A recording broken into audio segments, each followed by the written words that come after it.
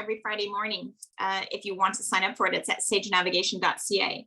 And this week I was very inspired by Napoleon Hill, and we're reading a book by Wallace D. Wattles called The Science of Getting Rich. It's all about living up to your full potential. So that's what this topic was today. And Katherine, I mentioned your mom because I read it. I now put my noodle back on because I haven't had much sleep. I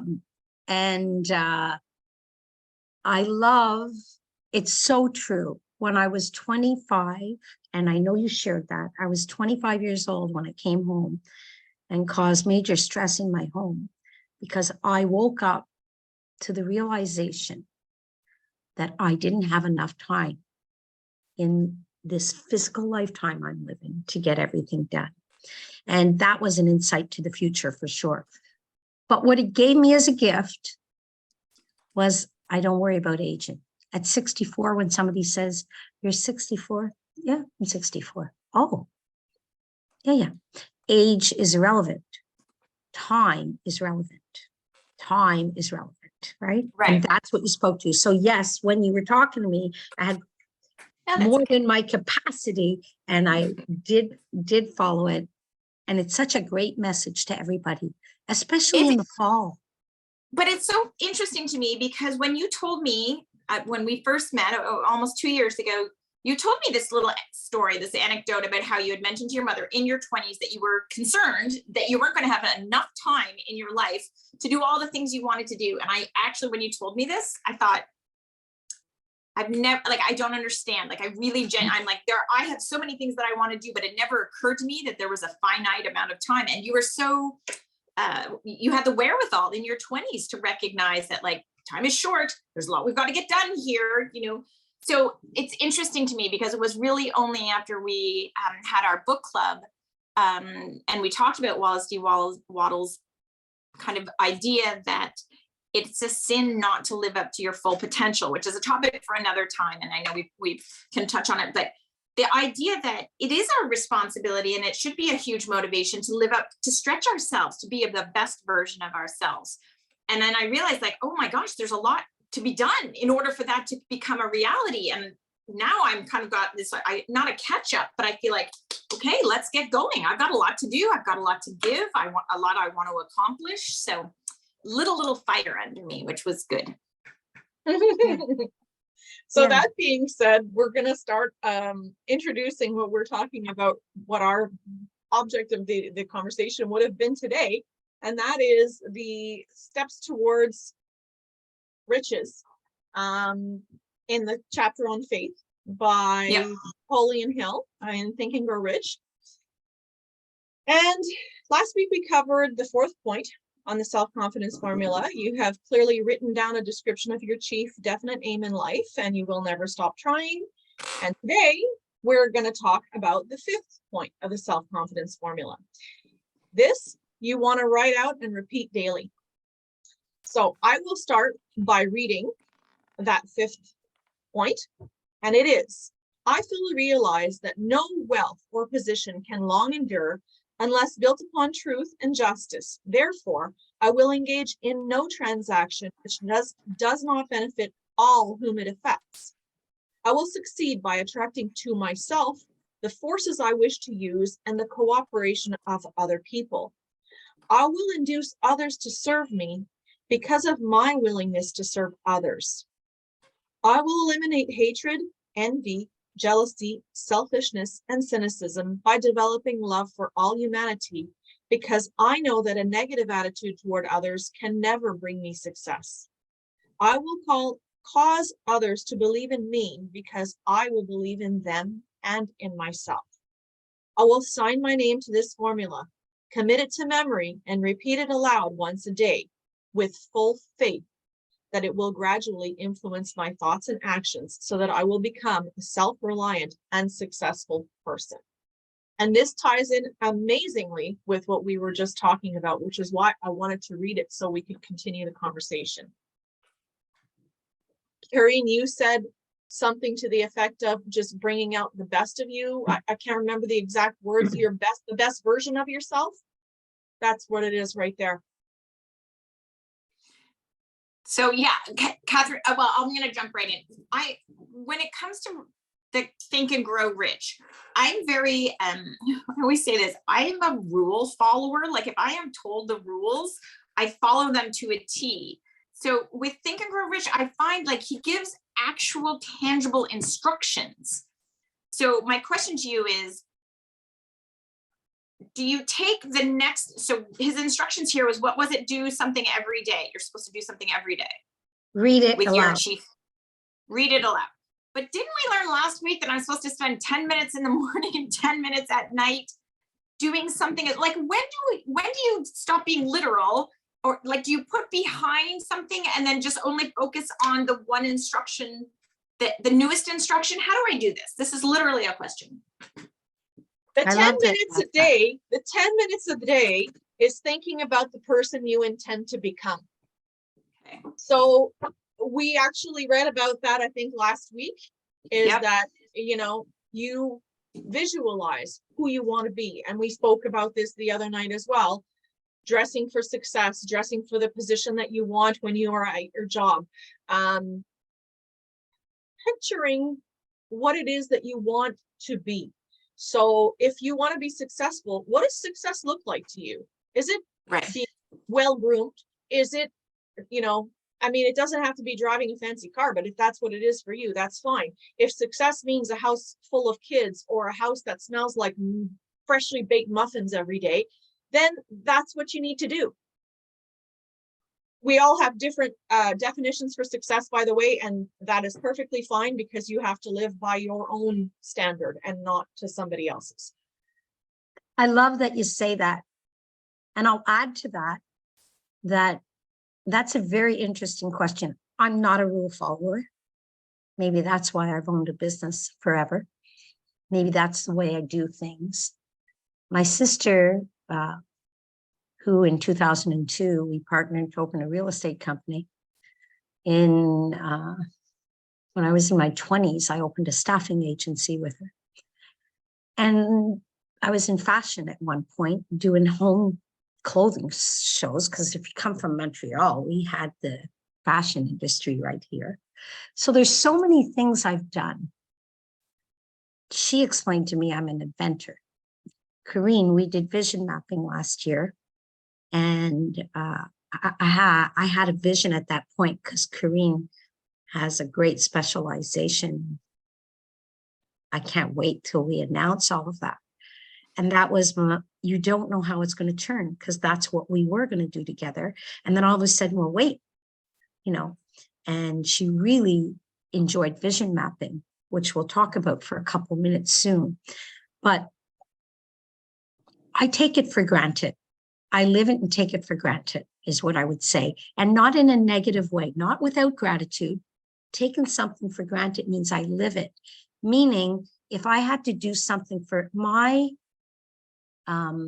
personality and the way I live, I can't do 10 minutes because I just, that 10 minutes of reading this right now, but I can live it. And if I count the minutes of the day, but for somebody that's never done it, you've never read this, you've never done this, you need the self-confidence, do it the way they say it the first time. So that's where the rule followers benefit, because they're going to do it that way. They're going to burn themselves out, but they're going to do it. And then they're going to realize they're going to try to follow it, because you also have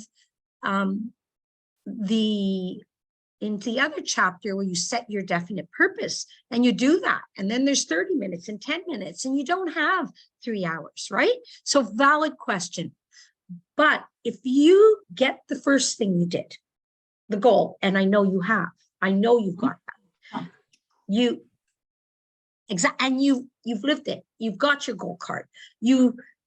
What happens is it becomes natural. And you don't need the 10 minutes because you go to bed at night thinking about what you want. It doesn't take 10 minutes. It takes whatever times till you fall asleep. Sometimes it takes me 30, sometimes it takes me 2 minutes, but I am not going to sleep without reminding myself of my goal.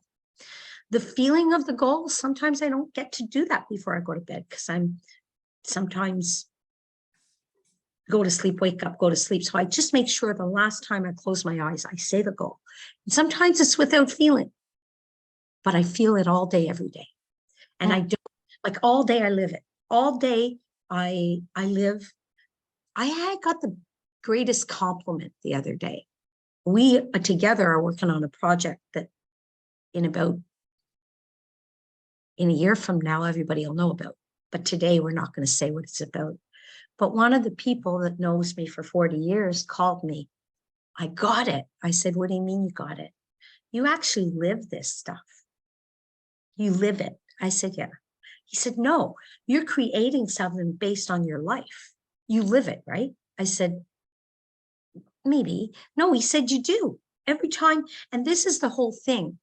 For me, my advice would be, do it once the way they say. Take Karine's lead and follow the rules. Don't jump to this until you've done the first thing. Now you're ready for this thing. And you modify this to say, I'm going to be really, I did this. Today I don't do this. I don't do this step because I'm filled with self-confidence about what I'm doing. You may be in that place yourself because as you grow, and you're reading books like The Science of Getting Rich, you can't help but grow. You can't help. So I would say to you that knowing you too, I know you spend on this particular thing more than 10 minutes a day. You just don't have 10 full minutes at one time. And he doesn't tell you to spend 10 minutes. He doesn't say, when he says 10 minutes, he doesn't say, his wording is great. And you would appreciate, because you say that, the word sometimes. They say 10 minutes. He doesn't say contiguous minutes. He doesn't say consecutive. Yeah, consecutive. Exactly. He doesn't say altogether. So in the day, the question would be to the community, listen, do you spend at least 10 minutes? Because I spend more than 10 minutes on this, but I don't ever spend based on writing it out. I did that already. And do I commit things to memory the way they are? No. I look at it, and with all the knowledge I have, I say, okay, I will eliminate hatred. I don't have hatred. Why do I have to write that out? I'm not going to remind myself about hatred. I don't have it. You have to identify and be brutally honest with yourself.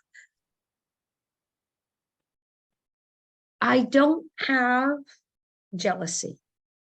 I don't own that. It hasn't captured me. But if I had it, because there was a moment in my life where I was with somebody that brought that to my energy, and I thought, am I? If you think, am I? Play with this for a while. Once you realize who you are, that you're not that, why are you don't have to say that.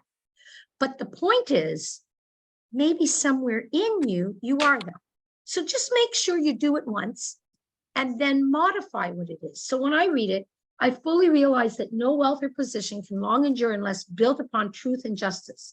You know what? Justice has been my biggest,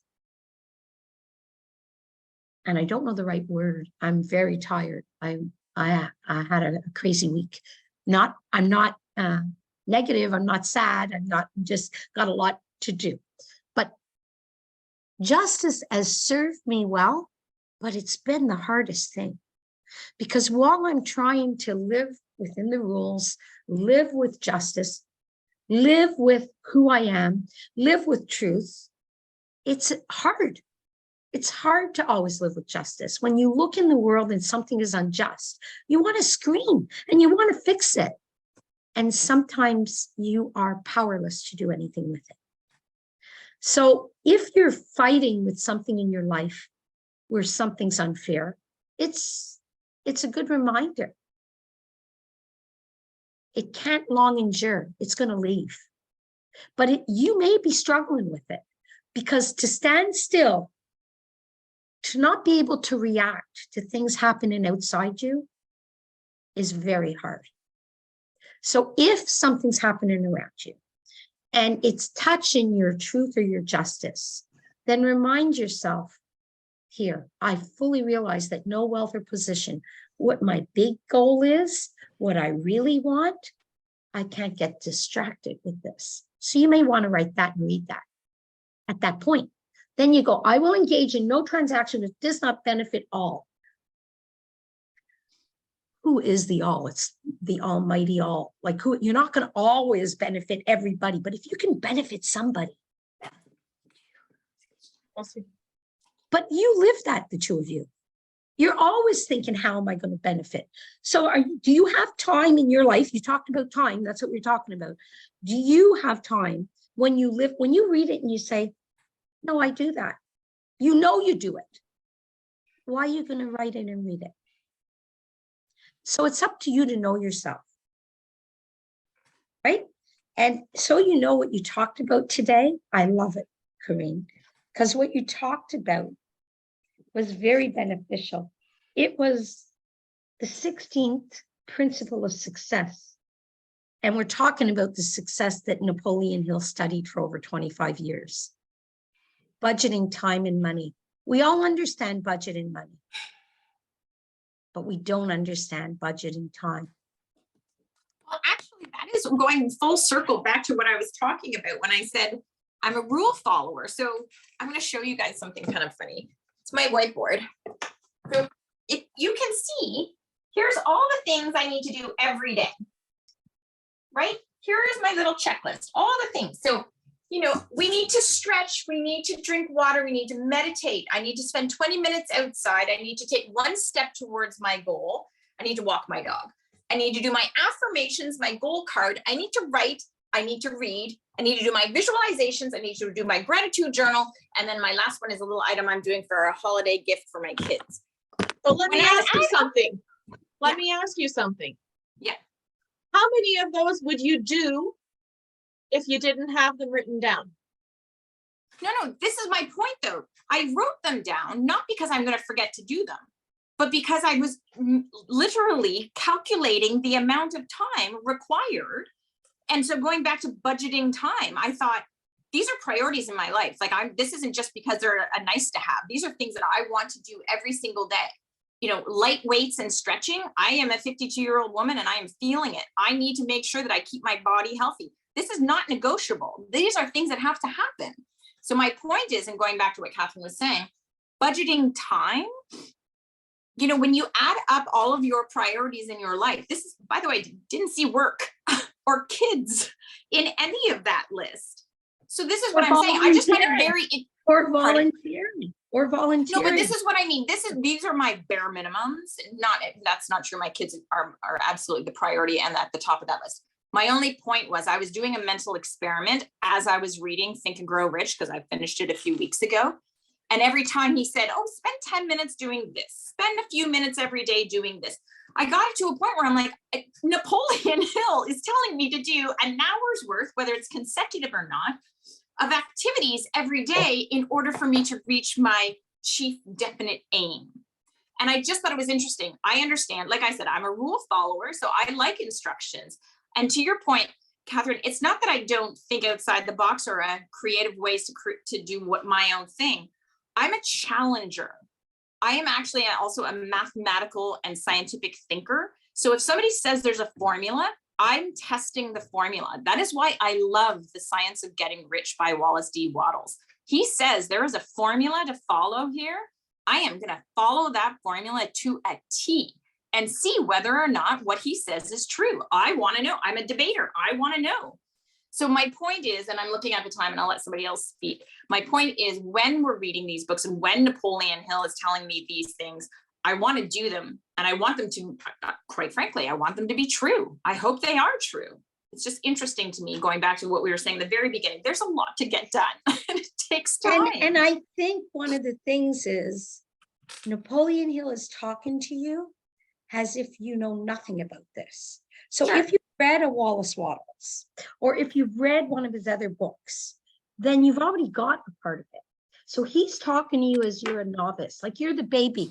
We're going to show you how to ride the bike. We're going to put the training wheels on, and you're going to have Yeah, Mom, I can ride this bike. I don't need the training wheels. No, you need to have training wheels because that's what the thing said. Start with training wheels. But they forgot to say the second part was if you can already ride the bike, you don't need the training wheels. Interesting. Because some people need to know this is a step to lead you somewhere else. It's like when we do vision mapping, and I have to bring that up. Everybody says vision board, vision board. I love vision boards. I love letting my mind free, getting to that animal instinct in me that attracts, and I love them. I love doing them. I love working with others to do theirs, but they're not going to do it. They're just a part of doing it. And after you do it, there's another step. It's the same like this.